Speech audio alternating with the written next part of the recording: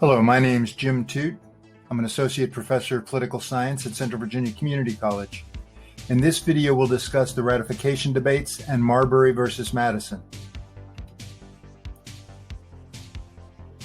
In this video, the topics we will cover include the historical context of the ratification debates, the role of the Federalist Papers during ratification, Federalist justification for the Constitution, and the significance of the landmark case Marbury versus Madison. First, should the Articles of Confederation be replaced? And second, if the Articles should be replaced, what should be the features of the new Constitution? The arguments against the Articles of Confederation included, first, the national government did not have the power to enforce its own laws. As a result, Congress could not effectively regulate trade among the states, collect taxes, or try individuals who broke national laws. Second, the federal government was not given sole power to coin money, causing inflation. Third, the government was unresponsive to changing circumstances. New laws required supermajorities, 9 of 13 states, that were slow and costly to form. Fourth, amendments required unanimity. So the Constitution fixed the Articles, but at what cost? The Anti-Federalists argued that the new Constitution provided insufficient protection for the rights of individuals and states from the powerful new government. Anti-Federalists preferred either to scrap the national government entirely or keep the Articles as they stood. In general, the Anti-Federalists viewed the Constitution as a threat to 5 cherished values: law, political stability, the principles of the Declaration of Independence, to federalism, and anti-commercialism. At the time, federalism was the idea that the states are primary, that they are equal, and that they possess the main weight of political power. The Constitution consolidation of power in the national government was inconsistent with voluntary cooperation among the states. Anti-Federalists believed that effective administration could only exist in states with a small territory and with a homogeneous population. In large, diverse republics, many significant differences in condition, interest, and habit have to be ignored for the sake of uniform administration. A large national government would impose uniform rules despite American diversity, resulting in hardship and inequity in many parts of the country. Anti-Federalist arguments. First, only a small republic can enjoy the effective attachment of the people to the government and voluntary obedience to the law. Elections are not sufficient to ensure public perceptions of governmental accountability. In a large republic, the people will not have confidence in their legislature because they are too far removed from the individuals who govern them. Second, small republics ensure representative policymaking. Representation depends on similarities between legislatures and citizens. Federal elections presented voters with a choice among representatives from the well-known elite or the natural aristocracy. State elections ensured the inclusion of the yeomanry. The yeomanry looked after the best interest of the public at large. Third, the Constitution did not include protection for jury trials. Whereas elections provided representation in policymaking, juries ensure representation in administration. Juries allow the public to stand as guardians of each other's rights and to restrain tyrannical authorities who might infringe upon those rights. The Constitution and natural aristocracy. All government is aristocratic in some respects. The government is inherently the rule of the few over the many. The Constitution, however, prevents the many from effective control over the few. The Senate in particular, with 6-year terms, absence of term limits, and the widest-ranging policy-making powers in the national government, was believed to set the stage for the development of an aristocracy. The Ratification Controversy. Ratification was closely contested nationally during 1787 and 1788. Any 9 of the 13 states were sufficient for ratification, but rejection by any of the 4 most prominent states, Massachusetts, New York, Pennsylvania, or Virginia, would have doomed the Constitution. New York was a special case. New York City was the seat of national government during ratification. New York State had a powerful executive branch. The governor would lose power if a strong national government formed. Alexander Hamilton was from New York and led its Federalist faction. Hamilton's problem. The Anti-Federalists were led by His Excellency New York Governor George Clinton. Clinton had a vested interest in preventing the formation of a strong national government. Clinton's popularity as Father of New York made him a formidable rival. So Alexander Hamilton developed a strategy. Hamilton focused on behind-the-scenes political manipulation to build support among elites. He also proposed a series of essays designed to persuade the public of the Constitution's value. These essays served as a debater's handbook. The Federalist Papers. A set of essays written by Hamilton, James Madison, and John Jay, and published in New York newspapers under the pseudonym Publius. During the Ratification Controversy, these essays were circulated nationally. The essays linked opposition to the new Constitution with hot-headed liberals like Patrick Henry and those with a vested interest in maintaining a weak government like Governor George Clinton. The four themes of the Federalist Papers. First, an explanation of the blessings of national government. Second, an indictment of the Articles of Confederation for failing to provide such a government at the national level. Third, an analysis and defense of the Constitution as an instrument of federalism and governance. And fourth, an exposition of the costs and benefits of freedom. These essays are designed to persuade. Federalist 10, written by James Madison. This essay explains how the Constitution protects against the tyranny of the majority without resort to dictatorship. The key to understanding Madison's argument is that the tyrant is an individual or group who, if given power, would harm others in pursuit of self-interest. A faction is the term to describe an individual or group seeking that power. According to Federalist 10, there are two methods of curing the mischiefs of faction, the one by removing its causes and the other by controlling its effects. To control the causes of factions, it would be necessary to either destroy liberty or give every citizen the same opinions and interests. Because destroying freedom is unacceptable and controlling opinions impossible, to control the mischiefs of factions, it is necessary to control their effects. Federalist 10, Enlightened Statesmen. It is in vain to say that enlightened statesmen will be able to adjust these clashing interests and render them all subservient to the public good. Enlightened statesmen will not always be at the helm. Nor in many cases can such an adjustment be made without taking into view indirect and remote considerations, which will rarely prevail over the immediate interest, which one party may find in disregarding the rights of another or the good of the whole. A minority faction can be controlled through elections. The minority may clog the administration, it may convulse the society, but it will be unable to execute and mask its violence under the forms of the Constitution. When a majority is included in a faction, the form of popular government enables it to sacrifice to its ruling passion or interest both the public good and the rights of other citizens. To control such a majority, factions must be rendered by their number and local situation unable to concert and carry into effect schemes of oppression. An extended republic is better able to control factions than a set of smaller republics because it is more difficult to gain a majority. Madison seems to be equating factions with parties. Federalist number 10 can be interpreted as an essay on how difficult it is to put together a national party. It gives rise to the notion of parties as umbrella organizations or coalitions of individuals with distinct interests and without a common agenda. Note that Madison's assumptions about human behavior closely parallel those of rational choice theorists. Federalist number 51, James Madison.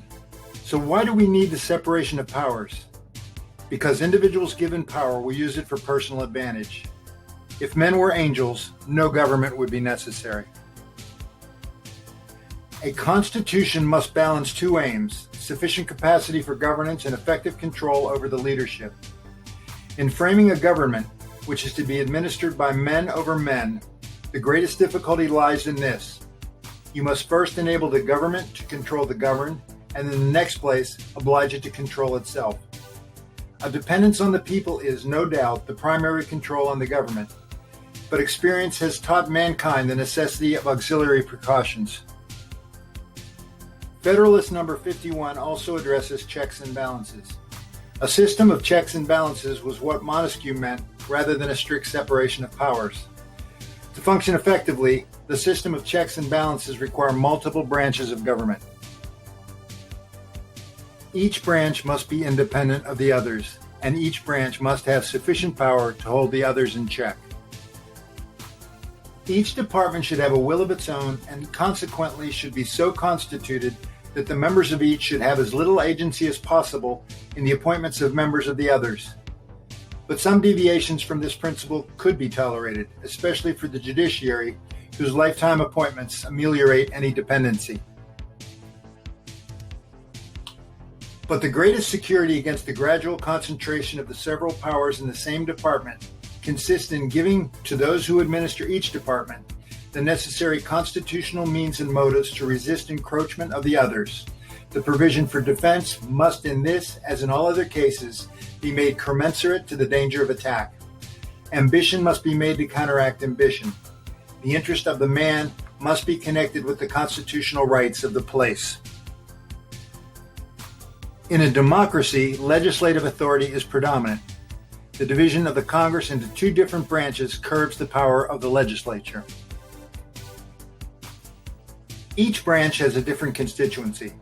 Senators answer to their state, the House to their district. Senators have longer terms in office, making them less responsive to their constituents. House members have shorter terms, making them more responsive. The importance of Federalist No. 51.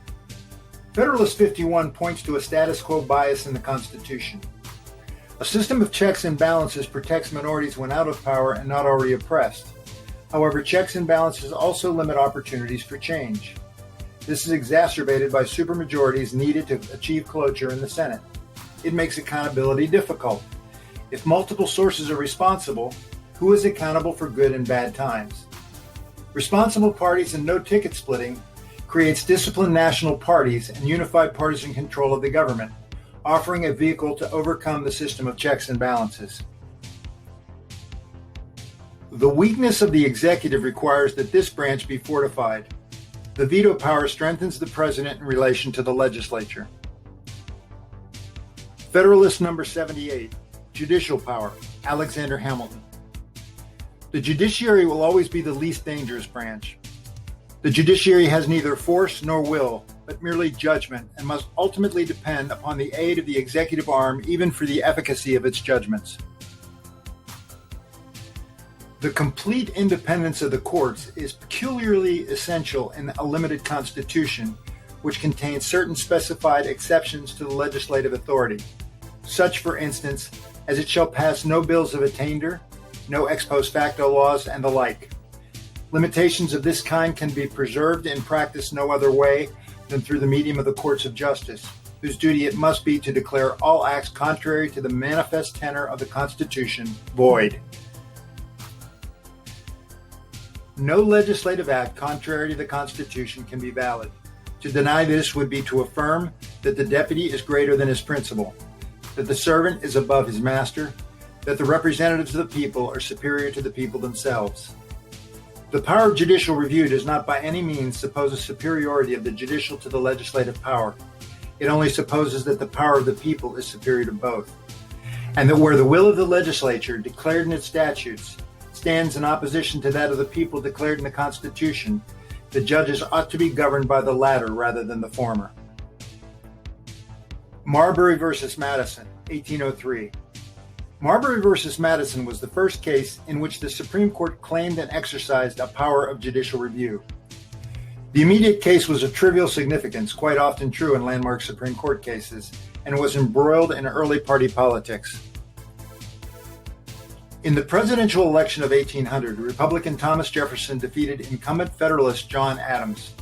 The Republicans, actually the ancestor of today's Democratic Party, also took control of Congress from the Federalists. But the lame duck Federalist Congress passed an amendment to the Judiciary Act, creating a lot of new judicial positions, which were filled at the last minute by Federalist appointees.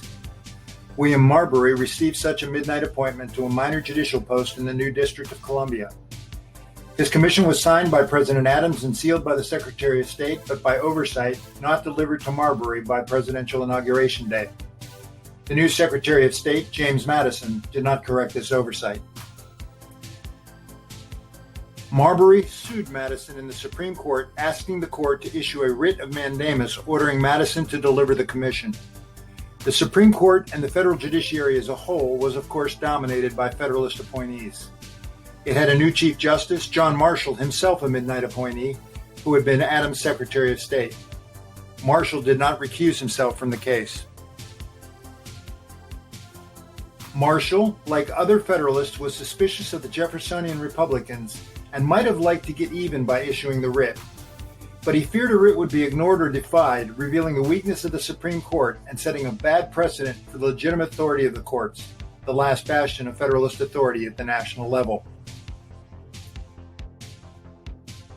At this point in the lecture, I would like you to watch a video on Marbury versus Madison from the U.S. Conference on the Judiciary. The URL address of the video appears below, and there is a link to the video on Canvas following the video lecture on the ratification debates. In Marshall's opinion, he addresses the following questions. Has the applicant a right to the commission? Marshall concluded yes, it is being illegally withheld. Has the applicant a legal remedy for this wrong? Again, the answer was yes. A writ of mandamus can properly be directed against a public official who fails to carry out a ministerial duty. Is the applicant entitled to the particular remedy for which he applies? No. The Supreme Court does not have the power to issue such a writ. But why not? The Judiciary Act explicitly gives the Supreme Court that power, because the Judiciary Act is in that respect unconstitutional. Why is the Judiciary Act unconstitutional? The judicial power of the United States extends to all cases that arise under U.S. law. But the Constitution distributes this judicial power in two ways, between the Supreme Court and inferior courts, and between original and appellate jurisdiction. The Constitution gives the Supreme Court original jurisdiction over a few types of cases, and Marshall says Congress can neither restrict nor expand this original jurisdiction. By giving the Supreme Court itself the power to issue writs of mandamus, Congress tried unconstitutionally to expand the Supreme Court's original jurisdiction. So while Marbury has a valid grievance, he needs to go elsewhere, for example, to a federal district court for the remedy. Marbury never did this and never got his commission. This was a very clever and convenient argument. It repeatedly affirms that the Republican-controlled executive branch is in the wrong. It does this without actually testing the power of the Supreme Court to issue the writ and have it obeyed. In the immediate case, the Supreme Court made a self-restrained decision in that the Supreme Court denied itself a power that Congress had tried to give it. But in the long term, the Supreme Court was claiming and exercising in a minor way the far more sweeping power of judicial review that is not explicit in the Constitution and that it could exercise in the future in far more important cases. Marshall's general argument about whether the power of judicial review is implied by the Constitution is generally cogent and reasonable. Remember that Alexander Hamilton made a similar argument in Federalist 78. Most delegates at the Constitutional Convention evidently assumed courts would have this power. However, his specific examples focus on easy cases where the Constitution is exceptionally unambiguous. No tax or duty shall be laid on articles exported from any state. No bill of attainder or ex post facto laws shall be passed. No person shall be convicted of treason unless on the testimony of two witnesses to the same overt act or on confession in open court. He emphasizes that judges take an oath to uphold the Constitution. But he does not note that members of Congress who passed the Judiciary Act and all other officials take an identical oath. In the next video, we will discuss federalism.